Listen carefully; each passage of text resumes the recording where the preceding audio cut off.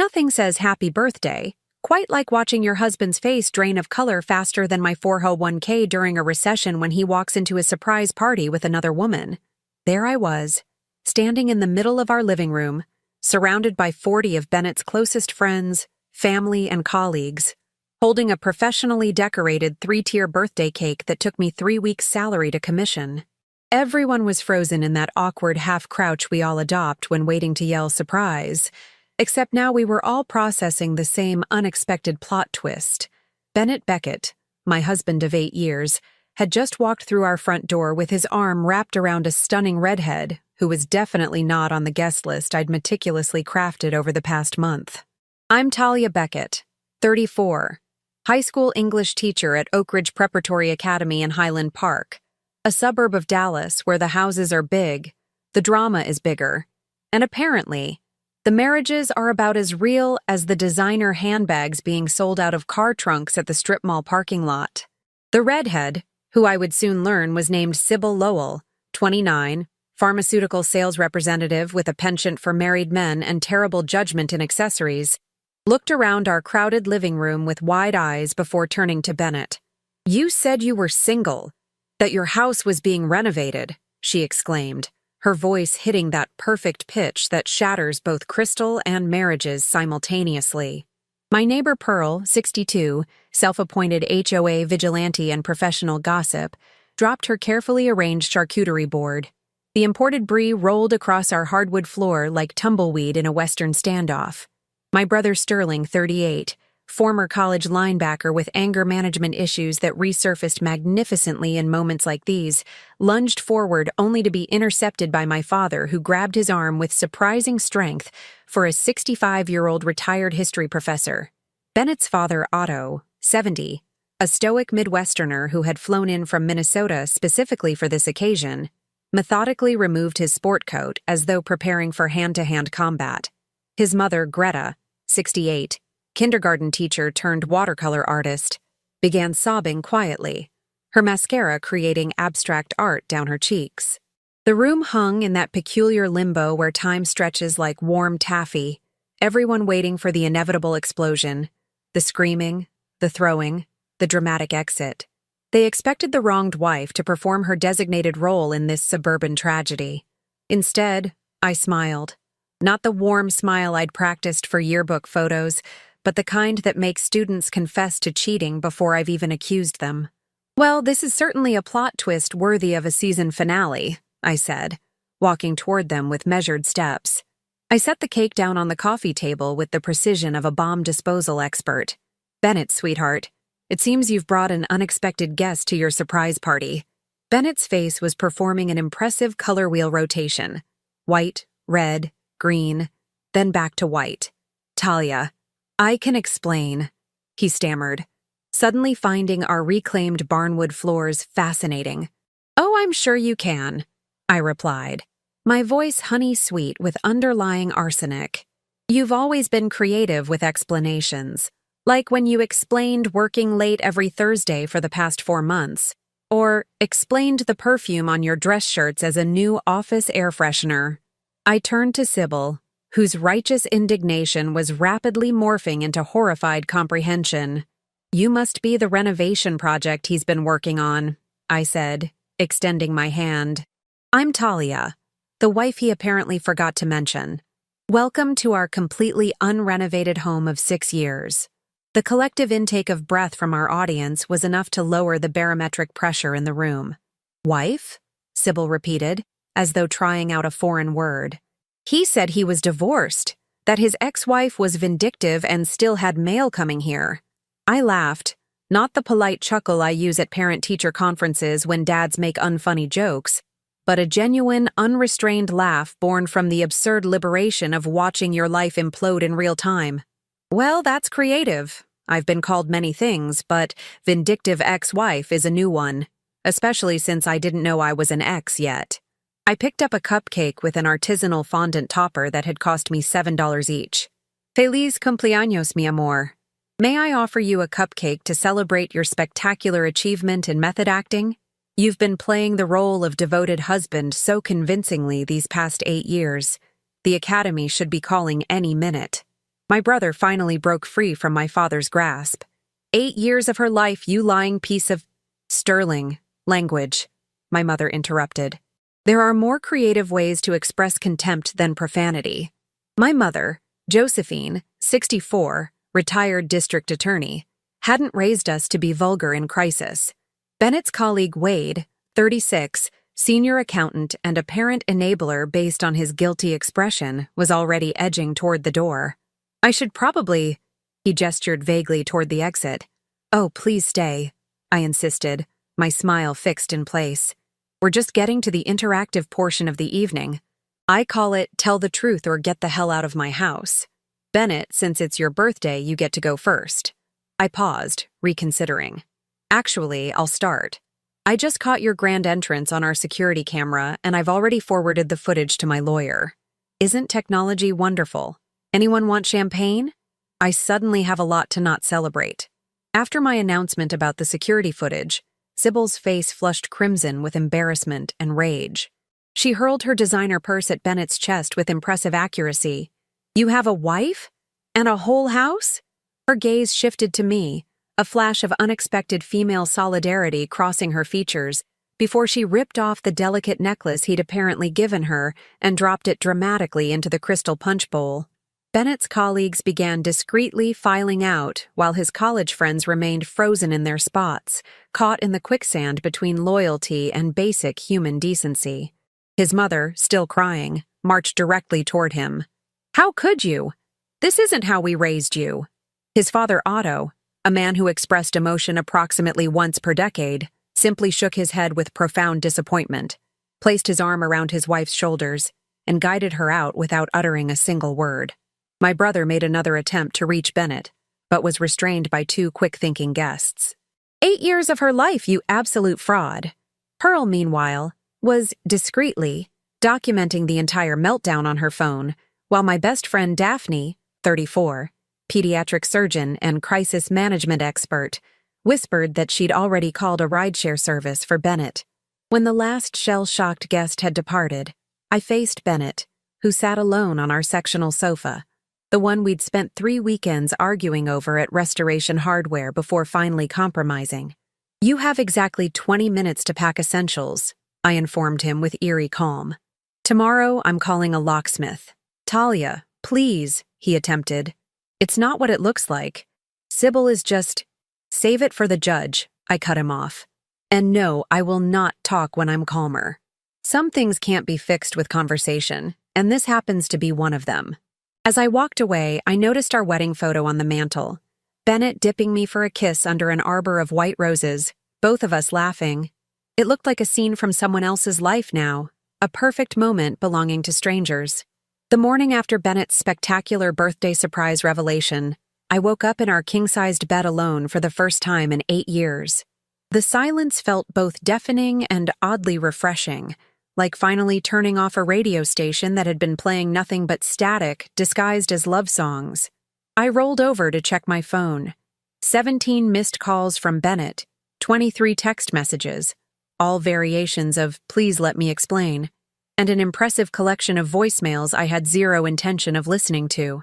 Sandwiched between Bennett's digital desperation was a text from Daphne. Breakfast? I'm bringing mimosas and divorce attorney recommendations. When people ask what true friendship looks like, it's someone who shows up at your door at 9 a.m. with champagne, orange juice, and a folder labeled scorched earth options in perfect calligraphy. So, Daphne said, settling onto my kitchen island bar stool, on a scale from donate his clothes to charity to sell his vintage baseball card collection on eBay for $5, how vindictive are we feeling today? I sipped my mimosa thoughtfully. I'm thinking somewhere between forensic accountant and notify his mother of every lie he's ever told me. That's my girl. She nodded approvingly. Strategic, not emotional. My phone buzzed with a text from Pearl. Channel 5 van outside your house. Also, HOA meeting emergency called about maintaining community standards during domestic disputes. Should I accidentally spill something on Homeowners Association President Gregory's white pants? I texted back, make it red wine. He's still bitter. I won the Halloween decoration contest last year. Looking up from my phone, I caught my reflection in the kitchen window. I didn't look like someone whose life had imploded approximately 14 hours ago. I looked curious, like a scientist observing an experiment. What happens when you remove the foundation from a structure built on lies? Daphne slid a business card across the counter. This is Ellis Blackwood, best divorce attorney in Dallas. She specializes in cases involving infidelity and hidden assets. Bennett won't know what hit him. Hidden assets? I raised an eyebrow. The apartment he claimed was being renovated for Sybil? He had to pay for that somehow. And I'm betting it wasn't with his reported income. The doorbell rang. I expected more neighbors with casseroles and thinly disguised hunger for gossip, but instead found Bennett's parents standing on my doorstep. Otto looked like he'd aged a decade overnight. Greta's eyes were red-rimmed, her normally perfect makeup absent.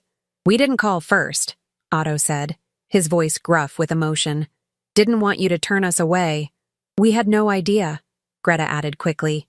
"Please believe that, Talia. We thought we knew our son." I stepped aside to let them in, feeling a strange comfort in their presence. They had been betrayed too. The son they thought they'd raised didn't exist. "We're staying at the Holiday Inn," Greta continued as they sat stiffly in my living room. We just can't face him right now." Otto cleared his throat. "We wanted you to know that whatever you need, in the divorce, witnesses, testimony about his character, anything, we're on your side." The absurdity of the situation, my in-laws offering to testify against their only son, prompted a laugh that sounded dangerously close to a sob. "That's not in the standard in-law contract, you know. You're supposed to take his side automatically." "We're Minnesotans," Otto replied with unexpected humor. "We believe in fairness and consequences." After they left, promising to keep in touch, I walked through the house Bennett and I had built together. Every photo, every piece of furniture, every stupid decorative bowl we'd argued about at Crate and Barrel. All of it felt like props from a play where I'd been cast as oblivious wife, without seeing the full script. My phone rang. Bennett again. This time, I answered. "Talia, thank God. Please, I just need 5 minutes."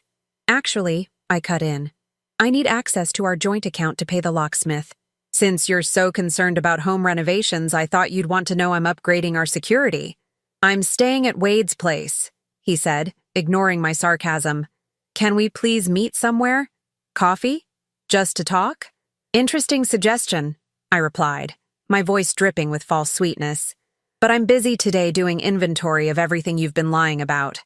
So far I've got your Thursday late nights at the office, that mysterious apartment, and your relationship status. What else should I add to the list while I have my notebook out?" His silence spoke volumes. "That's what I thought," I continued. "By the way, your parents stopped by. They wanted me to let you know they're Team Talia now. They even offered to testify about your character in court. Or rather, your lack thereof." "My parents came to see you?" His voice cracked with genuine surprise. "Turns out they value honesty. You might want to Google the concept. It'll be new territory for you." After hanging up, I called Ellis Blackwood and scheduled a consultation for the following morning. Then I texted my brother Sterling. "Need your help clearing Bennett's things from the garage. Payment in pizza and the satisfaction of handling his sports memorabilia without proper archival gloves."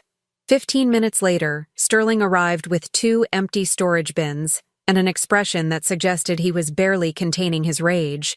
"I've been thinking," he said casually, too casually, "about all those fishing trips I took him on. All those times I left him alone with my expensive gear while I checked the other spots. The trust I placed in him." "Sterling," I warned, "I'm just saying, it's a good thing I'm helping you today, because I might not be emotionally stable enough to be around his belongings tomorrow." We worked methodically, boxing up Bennett's life, his pretentious collection of pocket squares, his lucky interview tie, the monogrammed cufflinks I'd given him for our 5th anniversary. "Did you notice?" Sterling asked while wrapping Bennett's fantasy football trophy in newspaper. "How Sybil looked at you before she left? Not with hatred, but with recognition?" I paused, remembering. "Like we were unwitting members of the same terrible club." "Exactly. You know what that means, right?" I nodded. "She's as much a victim as I am. Bennett lied to both of us. Sterling placed the wrapped trophy in a box with surprising gentleness. And if he lied to both of you about something this fundamental, then what else is he lying about? I finished his thought, feeling the first spark of something beyond hurt and humiliation. Curiosity. Investigative, determined curiosity. By evening, when Daphne returned with Thai food and my mother in tow, Bennett's presence had been reduced to neatly labeled boxes in the garage and a hollow space in the closet where his designer suits had once hung. My mother, practical as always, surveyed the house. Good start. Tomorrow we change the locks, the security codes, the Wi-Fi password, and your direct deposit information at work. Then we begin the real work. Finding a good therapist? I suggested. No, dear, she replied, handing me a spring roll. Finding out exactly what else your husband has been hiding, because men who live double lives rarely stop at just one secret. 1 week after the birthday revelation, as it had been dubbed in my group chat, I sat across from Ellis Blackwood in her sleek downtown office. The view of the Dallas skyline through floor-to-ceiling windows perfectly matched her reputation. Impressive, intimidating, and expensive.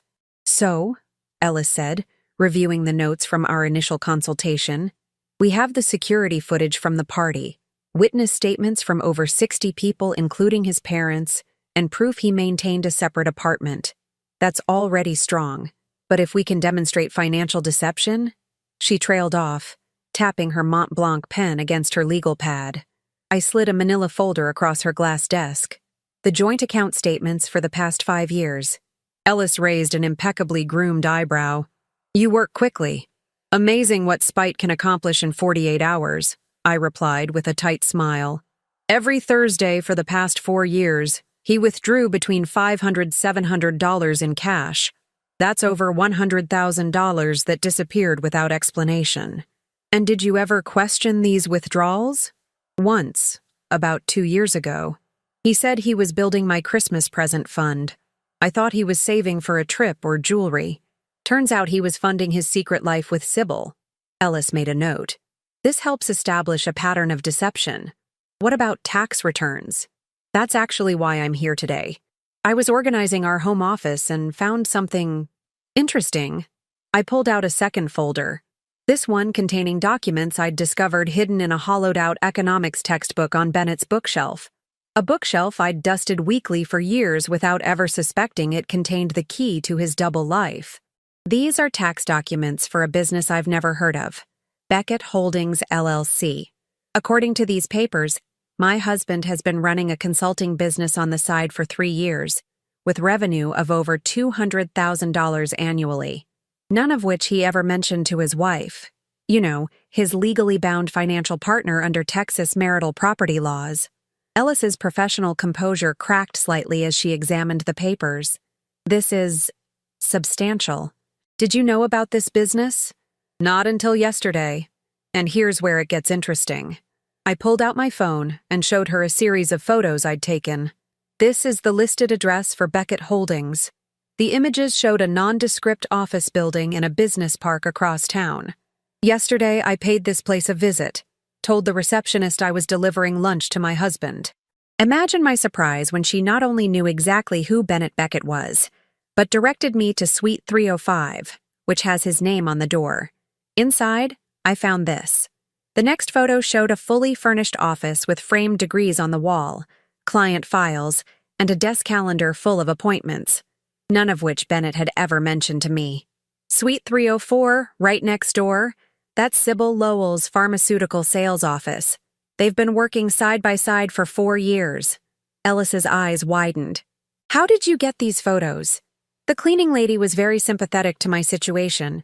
Turns out she has an ex-husband who pulled something similar in 2019. For the first time, Ellis actually smiled. Mrs. Beckett, you are officially my favorite client this year.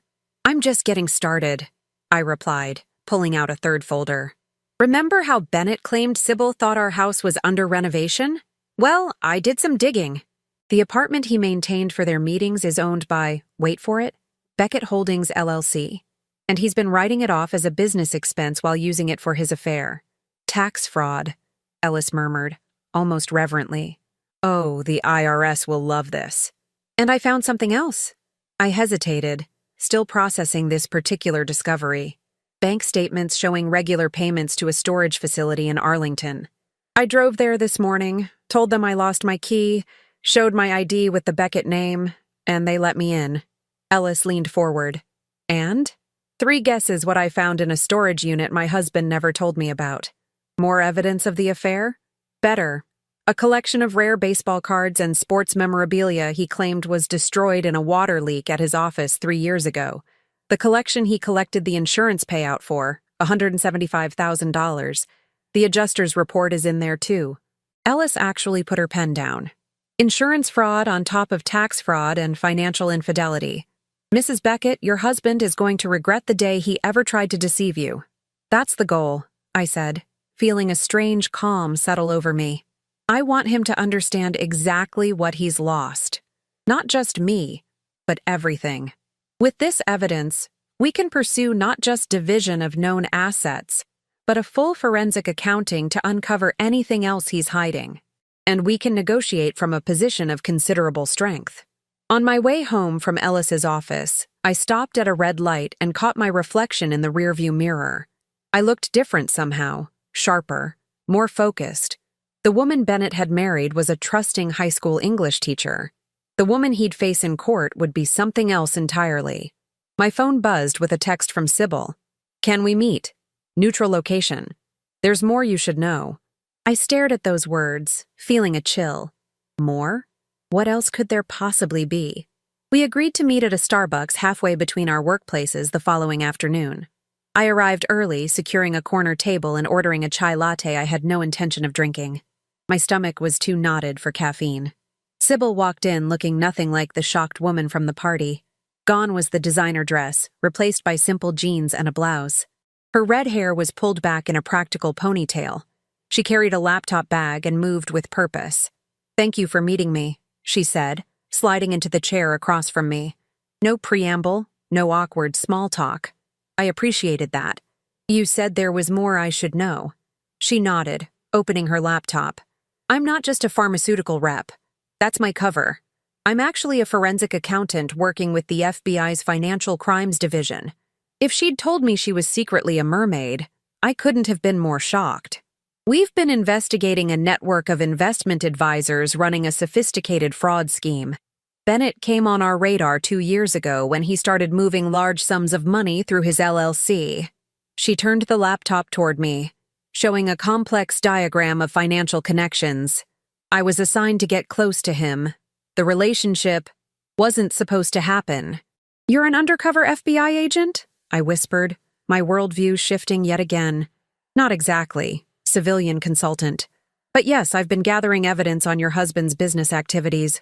And Talia, it's much worse than an affair and a secret office. She pulled out a USB drive. Everything's here. The shell companies, the offshore accounts, the clients he's been defrauding. Bennett isn't just a cheater. He's potentially facing federal charges. Does he know you're investigating him? No. The night of the party was... She winced. An unexpected complication. But professionally speaking, it might have done us a favor. His panic has caused him to make mistakes. He's moving money, closing accounts, contacting co-conspirators. Why are you telling me this? Sybil looked at me directly. Because you deserve to know the truth, and because we could use your help. Help the FBI? I echoed, staring at Sybil across the Starbucks table. The late afternoon sunlight streamed through the windows, casting dramatic shadows that seemed fitting for our cloak and dagger conversation. You have legitimate access to financial documents as his wife, Sybil explained. You can legally review joint accounts, tax returns, and household documents without raising suspicions. Plus, he's emotional right now, making mistakes. I took a sip of my untouched chai, playing for time while I processed this twist. Let me get this straight. My husband is not just a cheating liar with a secret office and apartment, but potentially a white-collar criminal working with a network of fraudsters. And you, the woman I found him with, are actually gathering evidence against him for the federal government. That's remarkably accurate, Sybil admitted. Hollywood couldn't write this, I muttered. I didn't mean for the personal relationship to develop, she added, having the decency to look uncomfortable. It was supposed to be casual contact, building trust as a business associate. But Bennett, she trailed off, has a certain charm when he wants something, I finished for her. Trust me, I know. I married him. Will you help us? I thought about Bennett's betrayal, the years of Thursday late nights, the lies about his business, the secret apartment, the double life he'd constructed while I dusted his bookshelf of hollowed-out economics textbooks. What do you need me to do? 2 days later, I invited Bennett to meet at a neutral location, an upscale restaurant downtown where the ambient noise would mask our conversation and the $18 cocktails might loosen his tongue. Ellis had coached me on what to say, what information to extract. The FBI had their list of questions, too. Bennett arrived looking simultaneously hopeful and wary. He'd trimmed his beard and worn the blue shirt I'd always said brought out his eyes. Classic manipulation. I almost admired his commitment to the technique. "Thank you for meeting me," he said, sliding into the booth. "I've been trying to reach you." "I needed time to think," I replied, channeling just the right amount of emotional fragility. "This has been a lot to process." His face softened with calculated sympathy. "I know, and I'm so sorry, Talia. The situation with Sybil, it wasn't what it looked like." I blinked back fake tears. "What was it then?" "A mistake. A stupid, terrible mistake." He reached for my hand across the table. "It didn't mean anything. It was just physical. You and I have something real." I let him hold my hand, fighting the urge to roll my eyes. Instead, I gave him a tremulous smile. "I'm trying to understand. How did it even start? With her office being right next to yours?" The trap was laid, and Bennett walked right into it. "We met through a business connection," he explained, relief evident in his voice now that I appeared receptive. "Her pharmaceutical clients overlapped with some of my consulting work. It just happened." "At your office? The one I didn't know about until last week?" He winced. "I should have told you about Beckett Holdings. I just wanted to build something on my own, prove I could be successful without riding the coattails of my family name." "So successful you needed a secret apartment too?" I asked, injecting just enough hurt to mask the interrogation. "That was for client meetings," he said quickly. "Sometimes they go late, and I needed a professional space close to the office." "Professional enough to tell Sybil you were single." His face fell. That was inexcusable. I panicked when she showed interest. One lie led to another. "Like the lies about your Thursday withdrawals? The cash from our joint account?" Bennett shifted uncomfortably. "Business expenses, networking events that needed cash. And the insurance claim on your baseball collection? The one sitting in a storage unit in Arlington?" His eyes widened. "How did you—" "Amazing what you find when you start looking," I said coolly. "But what I'm really curious about are your investment clients, the ones funneling money through Beckett Holdings." Bennett's expression transformed, alarm replacing contrition. "That's confidential business information. How do you even know about that?" I leaned forward. "Here's what's going to happen, Bennett. You're going to tell me everything about your business dealings, who you're working with, what you're doing with client funds, and exactly how deep this goes. Or I'm going to take everything I've found directly to the SEC and IRS." "You wouldn't," he whispered. "Try me. Your parents already offered to testify about your character. Imagine what they'll say when they learn about this too." 3 hours later, I left the restaurant with a recording of Bennett confessing to everything. The investment fraud scheme, the tax evasion, the insurance scam, and the names of his co-conspirators. All captured on the FBI-provided recording device concealed in my purse. 2 days after that, Bennett was arrested at his office along with 7 other investment advisors across Dallas. The morning news showed him being escorted out in handcuffs, his blue shirt wrinkled, his carefully trimmed beard unable to mask his shock. I watched the coverage from Ellis Blackwood's office, where I was signing final divorce papers. Thanks to Bennett's financial crimes, the judge had expedited our case and awarded me the house, substantial financial compensation, and a complete severance from any criminal liability for his actions. "You know," Ellis said as we watched Bennett duck into a police car on the office television. "In 15 years of practice, I've never seen someone so thoroughly hoisted by their own petard. I'm an English teacher, I replied with a satisfied smile. I appreciate a good literary device. That evening, as I sipped wine on my patio with Daphne, my mother, and, surprisingly, Sybil, I felt a sense of closure I hadn't expected to find so quickly. To justice, Sybil toasted, raising her glass, and to unexpected alliances. I still can't believe you're drinking with the other woman, my mother remarked, shaking her head in bemusement. She's not the other woman, I corrected. She's the federal informant who helped put a criminal behind bars. The affair was just collateral damage. Speaking of collateral, Daphne chimed in, the school board was impressed with how you handled this whole situation. Apparently, showing students that their teacher can maintain dignity while systematically dismantling a criminal enterprise is considered good role modeling. They're offering you the department chair position. I laughed, feeling lighter than I had in weeks. From oblivious wife to department chair. That's quite a promotion. Don't forget, instrumental in bringing down a multi-million-dollar fraud operation, Sybil added. I think I'll leave that off my resume, I replied. Some accomplishments are better enjoyed privately. As the sun set over Highland Park, I realized Bennett had inadvertently given me a gift. In trying to lead a double life, he'd forced me to discover my own strength, a strength I wouldn't be hiding again.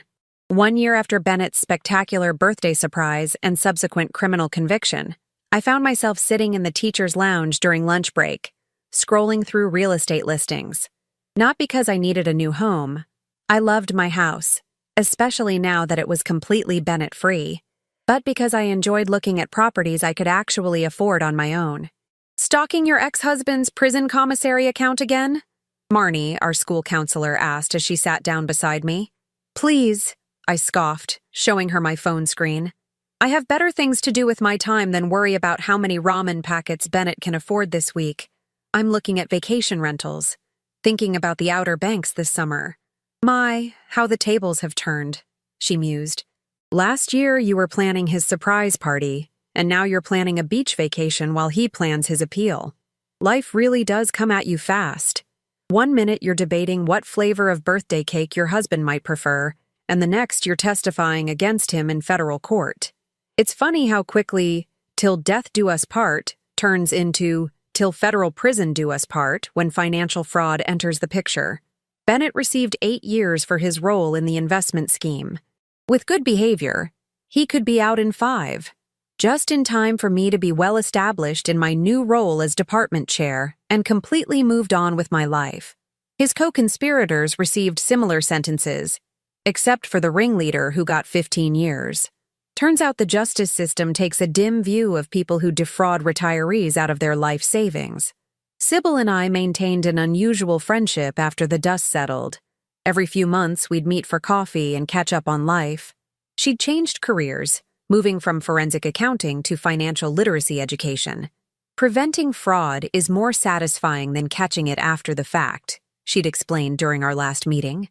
The most unexpected development came 6 months after Bennett's conviction, when his mother Greta called to invite me to lunch. I know this is unconventional, she'd said hesitantly over the phone, but Otto and I would like to maintain a relationship with you. We've always thought of you as a daughter. That lunch turned into a monthly tradition. We never discussed Bennett beyond necessary updates about his case. Instead, we talked about books, travel, my teaching career, and their retirement adventures. They'd finally taken that Mediterranean cruise they'd been planning for years. We realized life is too short to wait for the perfect time, Otto had explained. Sometimes you need a wake-up call to appreciate what you have and who you want in your life. My brother Sterling eventually stopped threatening bodily harm against Bennett, mostly because, as he put it, prison is doing a better job punishing him than I ever could. He'd channeled his protective energy into setting me up with eligible bachelors instead. So far, his matchmaking skills were questionable at best, catastrophic at worst. You'll thank me someday, he insisted after yet another disastrous blind date with his wife's cousin's workout buddy. I'd rather thank you for stopping, I replied. The money from the divorce settlement and the sale of Bennett's collectibles allowed me to pay off our mortgage entirely. At 35, I owned my home outright, something I never thought possible on a teacher's salary. The irony wasn't lost on me that Bennett's criminal behavior had inadvertently set me up for financial independence. My mother summed it up best. Sometimes trash takes itself out and leaves you a parting gift. Last week, I received a letter from Bennett, his first attempt at contact since sentencing. I recognized his handwriting on the envelope, but found I had no interest in whatever explanation or apology he might offer now. The letter went into the fire pit during a backyard gathering with friends, providing brief but satisfying fuel for our marshmallow roasting. To Bennett, Daphne had toasted with her perfectly charred marshmallow, "May your future be as empty as your promises and as short as your integrity." Looking back at the woman I was a year ago, the trusting wife planning a surprise party, I barely recognize her. She was a supporting character in someone else's story. Now I'm the protagonist of my own. The most valuable lesson from this ordeal wasn't about trust or betrayal or even love. It was about resilience. Discovering that when your life implodes, you don't have to go down with it. You can stand in the rubble, dust yourself off, and build something better from the pieces. Tomorrow is Bennett's birthday. I won't be planning a surprise party this year, or any year after. But I will be celebrating my freedom, my strength, and the surprising gift of starting over. As I tell my students when we study mythology, sometimes destruction is necessary for rebirth. The phoenix can't rise without the fire. And rise I did. From the ashes of betrayal to a life more authentic and fulfilling than I ever had with Bennett. That's not just revenge, that's transcendence. And that, as it turns out, is the sweetest surprise of all.